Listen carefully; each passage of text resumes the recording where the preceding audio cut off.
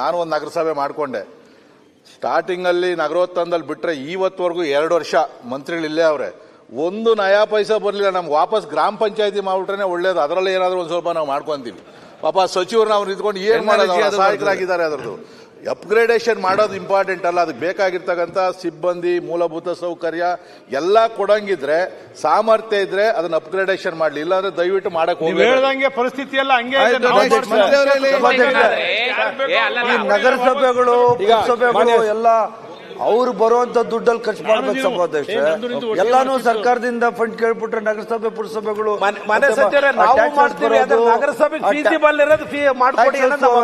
ಮಾಡ್ಬೇಕು. ಈಗ ಇವ್ರು ಎಲ್ಲಾನು ಸರ್ಕಾರದಿಂದ ಅನುದಾನ ಕೇಳ್ತಾ ಇದ್ರೆ ಎಲ್ಲಿಂದ ಕೊಡಕ್ ಬರ್ತದೆ ಸಭಾಧ್ಯಕ್ಷ? ಮತ್ತೆ ಇಡೀ ರಾಜ್ಯದಲ್ಲಿ ಸುಮಾರು 60-70 ಕೂಡ ನಾವು ತೆರಿಗೆ ಸಂಗ್ರಹಿಸ್ತಕ್ಕಂಥದ್ದೆಲ್ಲ ಕೊಡ್ತಾ ಇದ್ದೀವಿ.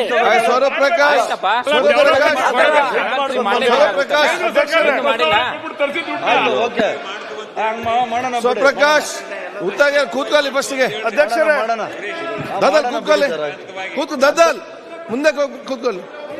ರಹೀಂ ಖಾನ್ ಮತ್ತೆ ಸನ್ಮಾನ್ಯ ಸಭಾಧ್ಯಕ್ಷರೇ, ಸ್ವಪ್ರಕಾಶ್ ಹೇಳಿ. ಓಕೆ, ಸ್ವಪ್ರಕಾಶ್. ಸನ್ಮಾನ್ಯ ಸಭಾಧ್ಯಕ್ಷರೇ, ಪ್ರಶ್ನೆ ಸಂಖ್ಯೆ 992 ಮಾನ್ಯ ಪೌರಾಡಳಿತ ಮತ್ತು ಹಜ್ ಸಚಿವರಿಗೆ ಪ್ರಶ್ನೆಯನ್ನ ಕೇಳಿದೆ. ಪ್ರಶ್ನೆ: ಹಾಸನ ನಗರಸಭೆಯನ್ನು ಮಹಾನಗರ ಪಾಲಿಕೆಯಾಗಿ ಮೇಲ್ದರ್ಜೆಗೆ ಏರಿಸುವಾಗ ನಗರಸಭೆ ವ್ಯಾಪ್ತಿಗೆ ಹತ್ತಿರವಿರುವ ನಿಡುಡಿ ಮತ್ತು ಚಿಟ್ಟಳ್ಳಿ ಹೊರತುಪಡಿಸಿ ನಗರಸಭೆ ವ್ಯಾಪ್ತಿಯಿಂದ ಬಹುದೂರವಿರುವ ಅರೆಕಲ್ಲಸೊಳ್ಳಿ ಗ್ರಾಮವನ್ನು ಸೆಪರೇಟ್ ಮಾಡಿದ್ದಾರೆ, ಅದನ್ನ ಕೈಬಿಡಿ ಅಂತ ಕೇಳಿದೆ ಸನ್ಮಾನ್ಯ ಸಭಾಧ್ಯಕ್ಷ. ಓಕೆ, ಉತ್ತರ ಮಾನ್ಯ ಅಧ್ಯಕ್ಷರೇ ಉತ್ತರವನ್ನು ಒದಗಿಸಿದೆ. ಸನ್ಮಾನ್ಯ ಸಭಾಧ್ಯಕ್ಷರೇ, ಇಲ್ಲಿ ಅವೈಜ್ಞಾನಿಕವಾಗಿ ಈ ಒಂದು ಕೆಲಸನ ತಗೊಂಡಿದ್ದಾರೆ. ಈಗ ಅರೆಕಲ್ಲಸಳ್ಳಿ ನಮ್ಮ ಏನು ನಗರಸಭೆಯಿಂದ ಬಹಳ ದೂರ ಇದೆ, ಅದನ್ನು ಕೂಡ ನಗರಸಭೆಗೆ ಏನು ಮಹಾನಗರ ಪಾಲಿಕೆಗೆ ಸೇರ್ಪಡೆ ಮಾಡಿದ್ರು. ಮತ್ತು ಏನು ಚಿಟ್ನಳ್ಳಿ ಮತ್ತು ನಿರುಡಿ ಮತ್ತು ಇಲ್ಲೊಂದು ಹಳ್ಳಿ ಸೇರ್ಪಡೆ ಆಗಿಲ್ಲ, ಲಕ್ಷ್ಮೀ ಸಾಗರ್ ಅಂತ. ಆ 3 ಊರು ಕೂಡ ನಗರಕ್ಕೆ ಸೇರಿದೆ.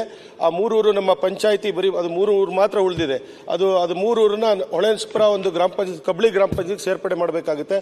ಹಾಗಾಗಿ ಆ 3 ಊರನ್ನು ಕೂಡ ಏನು ನಗರ ಪಾಲಿಕೆಗೆ ತಗೊಂಡು ಇನ್ನು ಅರೆಕಲ್ಲಸಳ್ಳಿ ಗ್ರಾಮವನ್ನು ಕೈ ಬಿಡಬೇಕು ಅಂತ ನನ್ನ ಸಚಿವರಲ್ಲಿ ಕೇಳಿ ಬಯಸ್ತೇನೆ. ಓಕೆ, ಮಾನ್ಯ ಸಚಿವರು.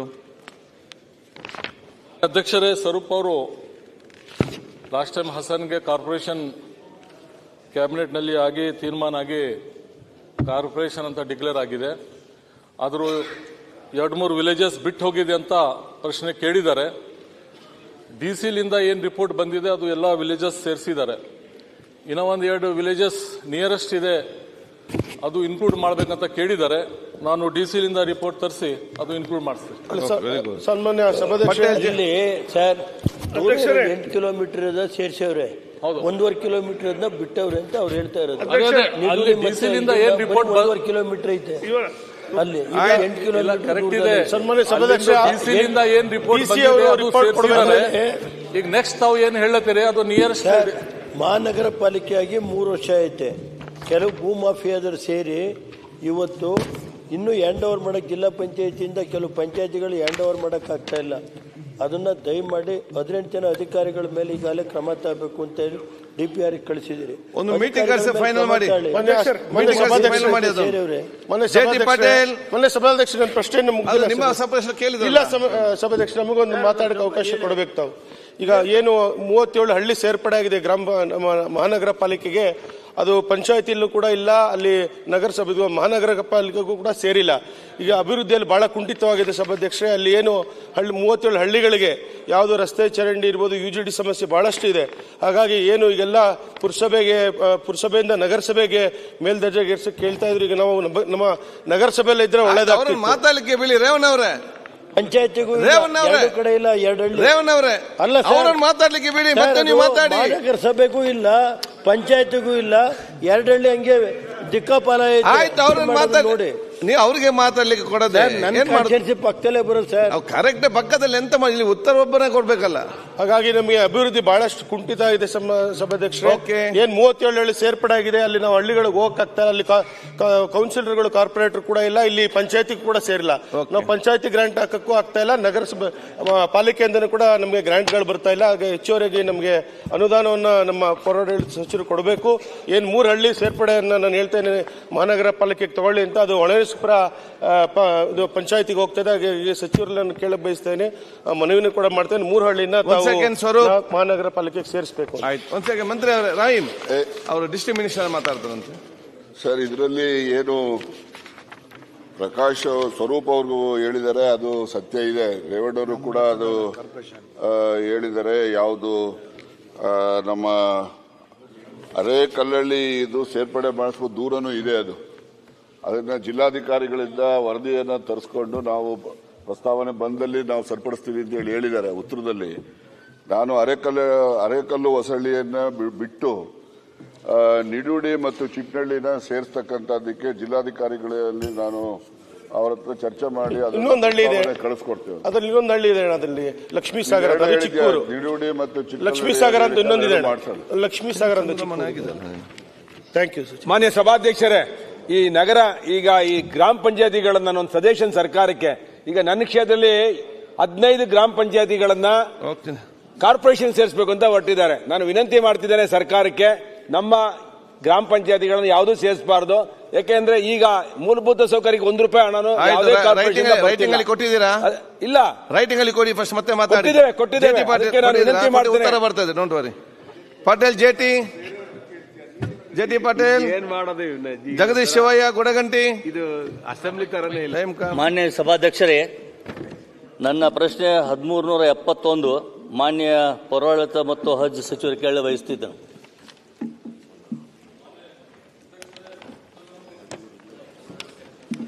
ಮಾನ್ಯ ಸಭಾಧ್ಯಕ್ಷರೇ, ತಮಗೆ ಮತ್ತು ಪೌರಾಡಳಿತ ಹಜ್ ಸಚಿವರಿಗೆ ನಾನು ಗಮನಕ್ಕೆ ತರಲಿಕ್ಕೆ ಬಯಸ್ತಾ ಇದ್ದೇನೆ. ಈ ಒಂದು ಜಮಖಂಡಿ ಮಹಾನಗರ ಐತಿಹಾಸಿಕವಾದದ್ದು, ಕ್ರೀಡೆಯಲ್ಲಿಯೂ ಮತ್ತು ಶೈಕ್ಷಣಿಕವಾಗಿ ಮುಂಚೂಣಿಯಲ್ಲಿದೆ ಮತ್ತು ಅಲ್ಲಿ ಜನಸಂಖ್ಯೆ 80,000ರಿಂದ 1,00,000 ಜನ ಇದ್ದಾರೆ. ಮತ್ತು ಆಲಮಟ್ಟಿಯ ಹಿನ್ನೀರಿನಲ್ಲಿ 22 ಹಳ್ಳಿಗಳು ಪೂರ್ತಿ ಮುಳುಗಿ ಹೋಗಿ ರಿಹ್ಯಾಬಿಲಿಟೇಷನ್ ಸೆಂಟರ್ಗಳು ಕೂಡ ಸುತ್ತಮುತ್ತಲು ಬಂದಿದ್ದವು. ಜಮಖಂಡಿ ಒಂದು ನಗರಕ್ಕೆ ಅಂಟಿಕೊಂಡದ್ದು 6 ಹಳ್ಳಿಗಳು ಈಗಾಗಲೇ ಪುನರ್ವಸತಿ ಕೇಂದ್ರ ಅಂತ ಬಂದು ಅಲ್ಲಿ ಕೂಡ ಜನಸಂಖ್ಯೆ ಹೆಚ್ಚಾಗಿದೆ. ಈಗ ಅದಕ್ಕೆ ಬಹಳ ದೊಡ್ಡ ಪ್ರಮಾಣದಲ್ಲಿ ಇಲ್ಲಿ ಜನಸಂಖ್ಯೆ ದಟ್ಟಣೆ ಆಗಿದೆ. ಇದನ್ನ ರಸ್ತೆ ಅಗಲೀಕರಣ ಮಾಡಲಿಕ್ಕೆ ಅಂತ ಇಲ್ಲಿ ಪ್ರಸ್ತಾವನೆ ಇದೆ. ಆದರೆ ರಸ್ತೆ ಅಗಲೀಕರಣ ಮಾಡಿದ ನಂತರ ತೆಗೆದಂತ ಅಂಗಡಿಗಳನ್ನಾಗಲಿ ಮನೆಗಳನ್ನಾಗಲಿ ಎಲ್ಲಿ ಸಾಗಿಸಬೇಕು ಎಂಬುದು ಕೂಡ ಪ್ರಶ್ನೆ. ಇವತ್ತು ಮಕ್ಕಳಿಗೆ ಶಾಲೆಯ ಕೋಣೆಗಳಿಗೆ ಕಟ್ಟಬೇಕಾತಂದ್ರೂ ಕೂಡ ಮೈದಾನದಲ್ಲಿ ಕಟ್ತಾ ಇದ್ದಾರೆ. ಈಗ ಒಟ್ಟೆ ಜಾಗನೇ ಇಲ್ಲ. ಇದು ಒಂದು 2ನೇ ನಾನು ಅಧಿವೇಶನದಲ್ಲಿ ಕೇಳಿದಾಗ ನಮ್ಮ ರೆವಿನ್ಯೂ ಮಿನಿಸ್ಟರ್ ಹೇಳಿದ್ರು, ನೀವು ಇದಕ್ಕೆ ಒಂದು 2,000 ಎಕರೆ ಜಮೀನನ್ನು ಡಿನೋಟಿಫಿಕೇಶನ್ ಮಾಡಿ ತಗೋರಿ ಅಥವಾ ಎಕ್ವಿಜಿಷನ್ ಮಾಡಿ ತಗೋರಿ ಅಂತ ಹೇಳಿ ನಮ್ಮ DC ಅವರಿಗೆ ಸೂಚನೆ ಕೊಟ್ಟಿದ್ರು. ಅದು ಕೂಡ ಆಗ್ತಾ ಇಲ್ಲ. ನಿಜವಾಗಿ ಹೇಳಬೇಕಾತಂದ್ರೆ ಅಗಲೀಕರಣ ಮಾಡಿದ ನಂತರ ಎಲ್ಲರನ್ನು ತಗೊಂಡು ಹೋಗಿ ಅಲ್ಲಿ ಹೊರಗೆ ಹಾಕಬೇಕಾಗ್ತದೆ. ಅದಕ್ಕೆ ಸುತ್ತಮುತ್ತಲು ಅಂಟ್ಕೊಂಡ್ಬಿಟ್ಟಿದ್ದಾವೆ, ರಿಹ್ಯಾಬಿಲಿಟೇಷನ್ ಸೆಂಟರ್ ಬಂದ್ಬಿಟ್ಟಿದ್ದಾವೆ. ಅದಕ್ಕೆ ಹೇಗೆ ಮಾಡೋದು ಅನ್ನೋದು ಕೂಡ ಬಹಳಷ್ಟು ಪ್ರಶ್ನಾತೀತವಾಗಿದೆ, ಪ್ರಾಮುಖ್ಯವನ್ನು ಕೊಡಬೇಕಾಗಿದೆ. ಈ ನಿಟ್ಟಿನಲ್ಲಿ ನಾನು ಸರ್ಕಾರಕ್ಕೆ ಮೊದಲು ಕೇಳ್ಕೊತಾ ಇದ್ದೇನೆ, 2,000 ಎಕರೆ ಮೊದಲು ಡಿನೋಟಿಫಿಕೇಶನ್ ಮಾಡಿ ತೆಗೆದುಕೊಂಡು ಇಲ್ಲೇ ನಾವು ಅಗಲೀಕರಣ ಮಾಡಿದಂತಹ ಎಲ್ಲರನ್ನೂ ಹೋಗಿ ಸರ್ಕಾರಿ ಕಚೇರಿಗಳು, ಅರೆ ಸರ್ಕಾರಿ ಕಚೇರಿಗಳು, ಶಾಲೆ ಕಾಲೇಜುಗಳು ಮತ್ತು ಕ್ಲಸ್ಟರ್ ಇವು ನಾವು ಹೊರಗೆ ಹಾಕಿ ಇಲ್ಲಿ ಒಳಗೆ ಬೀಡುಗಳನ್ನು ಕಡಿಮೆ ಮಾಡಲಿಕ್ಕೆ ಸಾಧ್ಯತೆ ಇದೆ. ಇದಕ್ಕೆ ಬಹಳಷ್ಟು ಒತ್ತು ಕೊಟ್ಟು ವಿಚಾರ ಮಾಡತಕ್ಕಂಥದ್ದು. ಅದಕ್ಕೆ ಮಾನ್ಯ ಸಚಿವರು ತಮ್ಮಲ್ಲಿ ಸರ್ಕಾರಕ್ಕೆ ನಾನು ಕಳಕಳಿಯಿಂದ ಕೇಳ್ಕೊತೇನೆ, ಇದಕ್ಕೊಂದು ಪುನರ್ರಚನೆ ಮಾಡಿ ಇದಕ್ಕೆ ಯೋಗ್ಯವಾದ ಒಂದು ಉತ್ತರ ಕೊಡಬೇಕು ಅಂತ ಮತ್ತು ಪ್ರಾರಂಭ ಮಾಡಬೇಕು ಅಂತ ಕೇಳ್ಕೊತಾ ಇದ್ದೇನೆ. ನಾವು ಮಾನ್ಯ ಅಧ್ಯಕ್ಷರೇ, ಮೊದಲನೇ ನಮಗೆ ಸರ್ಕಾರಕ್ಕೆ ಇದು ಪ್ರಪೋಸಲ್ ಬಂದಿಲ್ಲ. ಯಾಕಂದರೆ CMC council through DC through ಒಂದು ಪ್ರಪೋಸಲ್ ಬರಬೇಕಾಗ್ತದೆ. ಆ ಪ್ರಪೋಸಲ್ ಬಂದ್ರ ಮೇಲೆ ನಾನು ನಿಮ್ಮ ಜೊತೆಗೆ ಡಿಸ್ಕಸ್ ಮಾಡಿ ಅದು ಹೆಂಗೆ ಸೊಲ್ಯೂಷನ್ ಮಾಡಬೇಕು.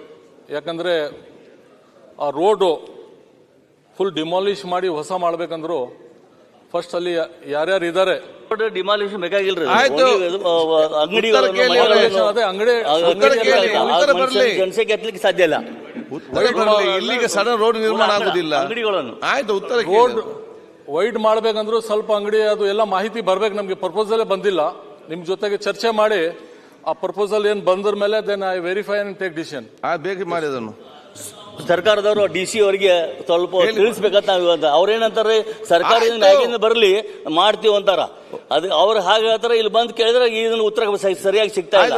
ಕಡೆಗೆ ಎಲ್ಲರೂ ಅಲ್ಲಿ ಜೀವನ ಮಾಡೋದು ಆಗ್ಬಿಟ್ಟಿದೆ. ಈಗ ಅವ್ರು ಹೇಳಿ ನಿಮ್ಮ ಕರೆದು ಮಾತಾಡ್ತಾರೆ ಮೇಲೆ ನಾನು ಇಮಿಡಿಯೇಟ್ DC ಗೆ ಕಳಿಸ್ಬಿಡ್ತೇನೆ. ಸುರೇಶ್ ಬಾಬು. ಸನ್ಮಾನ್ಯ ಅಧ್ಯಕ್ಷರೇ, 1280ನೇ ಪ್ರಶ್ನೆನ ತೋಟಗಾರಿಕೆ ಸಚಿವರನ್ನ ಕೇಳಲಿಕ್ಕೆ ಬಯಸ್ತೇನೆ. ಸನ್ಮಾನ್ಯ ಸಭಾಧ್ಯಕ್ಷರೇ, ಉತ್ತರವನ್ನು ಒದಗಿಸಲಾಗಿದೆ. ಸನ್ಮಾನ್ಯ ಅಧ್ಯಕ್ಷರೇ, ರಾಜ್ಯದಲ್ಲಿ ಸುಮಾರು ಒಂದು 14 ಜಿಲ್ಲೆಗಳಲ್ಲಿ ತೆಂಗನ್ನ ಹೇರಳವಾಗಿ ಬೆಳೀತಾ ಇದ್ದೇವೆ. ಅದರಲ್ಲಿ ತುಮಕೂರು ಜಿಲ್ಲೆಯಲ್ಲಾದರೂ ಕೂಡ ಸುಮಾರು 1,76,000 ಹೆಕ್ಟೇರಲ್ಲಿ ತೆಂಗು ಬೆಳೀತಾ ಇದ್ದೀವಿ. ಅದ್ರ ಜೊತೆಯಲ್ಲಿ ಟಿಪ್ಟೂರು, ಚಿಕ್ಕನಾಯಕನಹಳ್ಳಿ, ತುರುವೇಕೆರೆಯಲ್ಲಿ ಬೆಳೀತಕ್ಕಂಥ ತೆಂಗಿದೆಯಲ್ಲ, ಅದರ ರುಚಿ ಮತ್ತು ತೂಕ ಹೆಚ್ಚಾಗಿದೆ. ಈಗ ಏನಾಗಿದೆ, ಇದಕ್ಕೆ ಒಂದು ಬಿಳಿ ಹುಳು ಅಂತಕ್ಕಂಥದ್ದು, ಒಂದು ಮಸಿ ರೋಗ ಅಂತಕ್ಕಂಥದ್ದು ಅಂಟ್ಕೊಂಡು ಎಲ್ಲ ಇಳುವರಿನೂ ಕೂಡ ಕಡಿಮೆ ಆಗ್ತಾ ಇರ್ತಕ್ಕಂಥದ್ದು. ಅದು ಒಂದ್ಸಲ ಒಂದು ಗರಿ ಮೇಲೆ ಕೂತ್ಕೊಂಡ್ರೆ ಆ ಗರಿ ಕೆಳಗಡೆ ಸಾವಿರಾರು ಮೊಟ್ಟೆಗಳನ್ನ ಇಟ್ಬಿಟ್ಟು ಆ ಗರಿನ ನಾಶ ಮಾಡುತ್ತೆ ಮತ್ತು ಇಳುವರಿನೂ ಕೂಡ ನಾಶ ಮಾಡುತ್ತೆ. ನಮಗೆ ಒಂದು ಎಕರೆನಲ್ಲಿ ಸುಮಾರು 40 ತೆಂಗಿನ ಗಿಡ ಬೆಳಿತೇವೆ. ತೆಂಗಿನ ಗಿಡದಲ್ಲಿ ಒಂದು ಗಿಡದಲ್ಲಿ 100 ತೆಂಗಿನಕಾಯಿಗಳನ್ನ ನಾವು ಇಳುವರಿನ ಎಕ್ಸ್ಪೆಕ್ಟ್ ಮಾಡ್ತೇವೆ. ಈಗೇನಾಗಿದೆ, 15ರಿಂದ 20 ಕಾಯಿಗಳು ಕೂಡ ನಿಲ್ತಾ ಇಲ್ಲ ಅಲ್ಲಿ. ಹೀಗಾಗಿ ಸಾಕಷ್ಟು ಸಮಸ್ಯೆ ಆಗಿದೆ ಈ ಹುಳುವಿಂದ. ಇದನ್ನು ನೀವು ಬೇವಿನ ಹಿಂಡಿ ಇದರಿಂದ ಮಾಡಿ ಅಂತ ಹೇಳ್ತಾ ಇದ್ದೀರಿ, ನಾನು ಸಿಂಪಡಣೆ ಮಾಡಿ ಅಂತ ಹೇಳ್ತಾ ಇದ್ದೀನಿ. ಬಟ್ ಏನಾಗಿದೆ, ಡ್ರಾಸ್ಟಿಕ್ಕಾಗಿ ಎಲ್ಲ ಕಡೆ ಒಂದೇ ಸಲ ಅದಕ್ಕೆ ಏನಾದ್ರು ಒಂದು ಸಿಂಪಡಣೆ ಮಾಡಿದ್ರೆ ಇದನ್ನು ನಾಶ ಮಾಡ್ಬೋದು. ಯಾಕೆಂದರೆ ಹಿಂದೆ ಜಯಚಂದ್ರ ಅವರು ಕೃಷಿ ಮಂತ್ರಿ ಆಗಿದ್ದಾಗಲೂ ಕೂಡ ನುಸಿ ರೋಗ ಹಿಡ್ಕೊಂಡು ಒಂದಲ್ಲ ಒಂದು ರೋಗಗಳಿಂದ ತೆಂಗಿನ ಬೆಳೆಗಾರರಿಗೆ ನಷ್ಟ ಆಗ್ತಾ ಇರ್ತಕ್ಕಂಥದ್ದನ್ನ ನಾವು ಅನುಭವಿಸ್ತಾ ಇದ್ದೀವಿ. ಆದ್ದರಿಂದ ನಿಮ್ಮ ದಯಮಾಡಿ ಇದಕ್ಕೆ ಏನಾದ್ರು ಒಂದು ಪರಿಹಾರ, ಸೂಕ್ತವಾದ ಪರಿಹಾರ ಕಂಡುಹಿಡ್ಕೋಬೇಕು ಅಂತ ವಿನಂತಿ ಮಾಡ್ತೇನೆ. ಸನ್ಮಾನ್ಯ ಸಭಾಧ್ಯಕ್ಷರೇ, ಮಾನ್ಯ ಸದಸ್ಯರು ಹೇಳುವಂಥದ್ದು ಸತ್ಯ ಇದೆ. ಈ ಬಿಳಿ ನೊಣದ ಕೀಟ ಬಾಧೆಗೆ ಇವತ್ತು ಸುಮಾರು 1,48,448 ಹೆಕ್ಟೇರ್ ಅಷ್ಟು ಇವತ್ತು ಸಹ ಈ ಬಾಧಿತ ಪ್ರದೇಶ ಇದೆ. ಆಮೇಲೆ ಸನ್ಮಾನ್ಯ ಸಭಾಧ್ಯಕ್ಷರೇ, ಇದಕ್ಕೆ ಒಂದೇ ಪರ್ಯಾಯ ಅಂತಂದರೆ ಮೊದಲನ್ನ ಗ್ರೌಂಡ್ ಸಾಯಿಲನ್ನು ಸ್ಟ್ರೆಂಗ್ತನ್ ಮಾಡ್ಕೊಳ್ಳುವಂಥದ್ದು ಮತ್ತು ಈ ಬೇವಿನ ಮರದ ಇದನ್ನು ಹೊಂಡುವಂಥದ್ದು ಅದೆಲ್ಲರೂ ಕೂಡ ಸಿಂಪಡಣೆ ಮಾಡಬೇಕು. ಈಗ ಮಾನ್ಯ ಸದಸ್ಯರು ಅದನ್ನು ಕೂಡ ಕೇಳಿದ್ರು, ಏನಂದ್ರೆ ಡ್ರೋನ್ನಿಂದ ಏನಾದರೂ ನೀವು ಸಿಂಪಡಣೆ ಮಾಡ್ಲಿಕ್ಕೆ ಬರ್ತದ ಅಂತೇಳಿ. ಅಂದರೆ ಇದು ಎಲೆ ಕೆಳಗಡೆ ಎಲೆ ಕೆಳಗಡೆ ಇದು ಮಾಡೋದ್ರಿಂದ ಅದು ಮೇಲೆ ಡ್ರೋನಿಂದ ಸಿಂಪಡಣೆ ಮಾಡಿದ್ರು ಕೂಡ ಏನೂ ಪ್ರಯೋಜನ ಆಗೋದಿಲ್ಲ. ಬಟ್ ಇದನ್ನ ಇದೇ ಒಂದು ಹಾದಿ ಇರುವಂಥದ್ದು. ಈಗೇನು ತಾವು ಹೇಳಿದ್ರಿ, ಇವತ್ತು ಸಾಯಿಲ್ ಸ್ಟ್ರೆಂಗ್ತನ್ ಮಾಡುವಂಥದ್ದು ಮತ್ತು ಈ ನೀಮು ಅದನ್ನು ಮತ್ತು ಉಳಿದೆಲ್ಲ ಕೆಮಿಕಲ್ಸ್ನ ಹೊಡ್ಕೊಂಡು ಇದು ಮಾಡ್ಕೊಳ್ಳುವಂಥದ್ದು. ಇನ್ನು ಏನು ಒಳಗಾಗಿದೆ ಆ ಪರಿಹಾರ ಬಗ್ಗೆ ಹೇಳ್ತದೆ. ನಾನು ಸದಸ್ಯರ ತೋಟಗಾರಿಕಾ ಸಚಿವರು ಅವ್ರಿಗೆ ಗಮನಕ್ಕೆ ಹೆಚ್ಚಿನ ವಿಡಿಯೋಗಳಿಗೆ ಪ್ರತಿಧ್ವನಿ ಯೂಟ್ಯೂಬ್ ಚಾನೆಲ್ ಸಬ್ಸ್ಕ್ರೈಬ್ ಮಾಡಿ, ಬೆಲ್ ಐಕಾನ್ ಕ್ಲಿಕ್ ಮಾಡಿ.